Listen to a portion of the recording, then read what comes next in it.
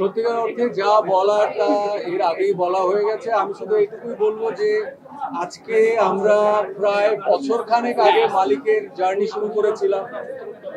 বছর খানেক পরে এতগুলো ক্যামেরা, এতগুলো দর্শক, আজকে তৃতীয় সপ্তাহের দিকে যাচ্ছি।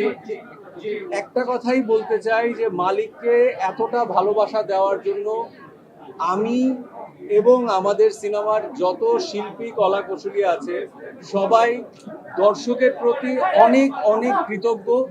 এবং সাংবাদিক ভাইরা বোনরা যারা আছেন, যারা মালিকের গল্প সবার কাছে পৌঁছে দিয়েছেন, আপনারাই কিন্তু কারণ, সাংবাদিক ভাইরাই কারণ মালিক নিয়ে এত লেখালেখি, এত কথাবার্তা, এত উৎসাহ, ক্রিটিসিজম সব মিলিয়ে সাংবাদিক ভাইদের কাছেও অনেক অনেক কৃতজ্ঞতা।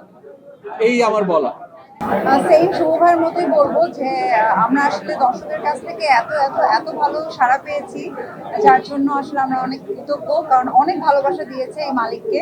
এবং অবশ্যই আপনারা, কারণ আপনাদের যে সাপোর্টটা ছিল ঈদের আগে থেকে এবং এখন অবধি পর্যন্ত, এটা আসলে থ্যাংক ইউ বলে শেষ করা যাবে না। নতুন কিছু বলো, আমি যেটা বলছি এর বাইরে। সেম কথা না, তোমার আমার কথা তো সেম হবে। এই যে আমাদের অল টাইম এরকম খুনসুটি চলতে থাকে।